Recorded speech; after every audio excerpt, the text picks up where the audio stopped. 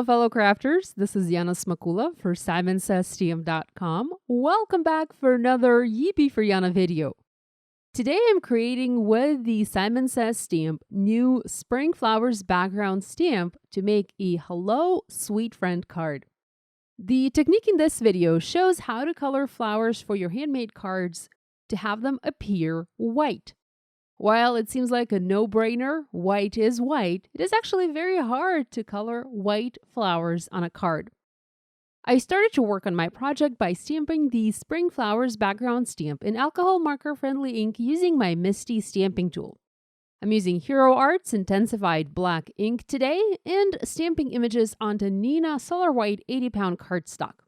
I did stamp this several times to have a nice, crisp impression on my paper. Next, I picked several colors of Copic markers to do my coloring. Nothing too crazy, just a handful of colors. I did practice coloring this background on a scrap piece of paper, and that helped me pick the colors of the markers I liked the best. Sometimes I go directly to my project when it comes to coloring, but other times when I'm not entirely sure, I always practice on scrap paper, and that is very helpful.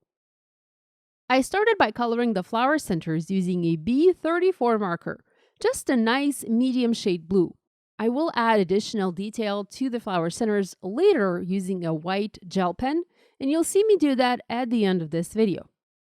Next, to color my flowers white, I used a light gray marker. This is C1, and I simply added shadows onto each of the flower folds. Now, this is very easy to do. It doesn't take away from the whiteness of the flowers, yet it adds a bit of shading and helps the flowers look dimensional and not completely flat on the paper. If you want, you can use two gray markers, perhaps a medium and a light gray, if you want to intensify the shadows. Using a light gray marker felt like enough for this project, and you can see how the flowers instantly gain dimension on the background. Now, this flower pattern also has pretty leaves. I picked the G21 marker to color the leaves green. I later came in with a medium and a dark green and colored the leaves using YG63 and G94 markers to add shading and dimension. I love to create dark backgrounds for my cards, especially for flower cards, as I feel like a dark background helps the images pop. I even have several dark walls in my apartment, including a completely black wall. And believe me, when I place flowers on a table against that wall, those flowers instantly grab the attention and pop against the darkness of the wall. I wanted to recreate the same effect here. Instead of black, I used a very dark blue marker. This is B39. I typically prefer to use B99 marker, but that one is in a desperate need of a refill.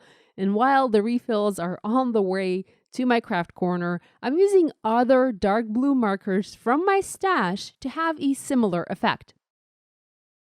Coloring a background in takes time, especially if you want to do two coats, which I did here.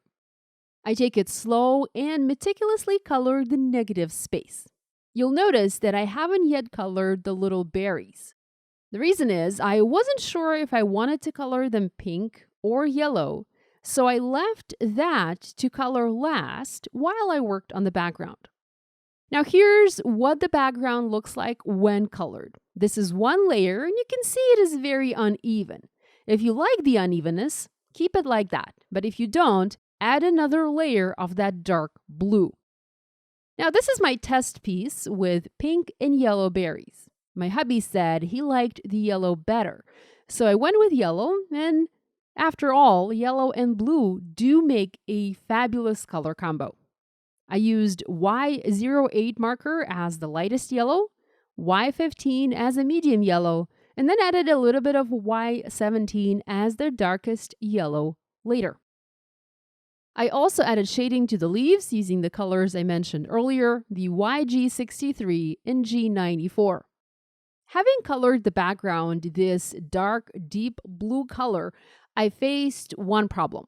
The stems of the leaves and berries became invisible on the background, and the leaves and berries now looked like they were floating and not attached to anything on the pattern. I wasn't quite sure how to fix that.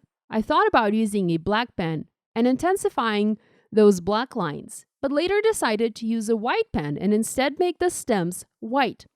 I'm glad I went with the white option, as that really made quite a difference on this background. I used a white Sakura pen in size 0.8 to create the stems, and I also later used the same pen to add white dots to the flower centers. Off to the side, you can see I already have a two-piece sentiment created. I white heat embossed Hello and Sweet Friend using stamps from the new Summer Roses stamp set from Gina K and Simon Says Stamp. I die cut the Hello out using a coordinating die. I love the size of the sentiment and also the font used here. It makes for a perfect size Hello for a card. At first, I stamped the sentiment on white cardstock, but having that much white, it looked lost on the card. Black background for the sentiment worked a lot better. I foam mounted the Hello onto the background, and I also foam mounted the Sweet Friend sentiment strip.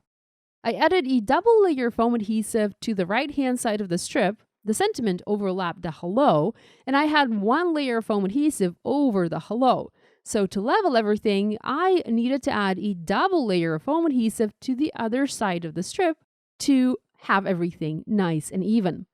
I adhered the background onto A2 white card base, and then used gorgeous sequins from Simon to embellish the card. I adhered them in place using my trusty Crystal Katana tool and Kuretake two-way glue pen. I love using this pen lately to adhere little embellishments such as sequins. I love the way this card turned out, and I hope you found this video useful and you will give this idea a try.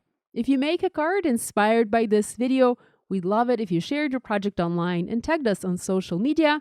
We always enjoy seeing what you guys are making. Be sure to give this video a thumbs up and to subscribe to this channel if you haven't yet done so. Thanks so much for joining me today. I'll see you next time. Bye!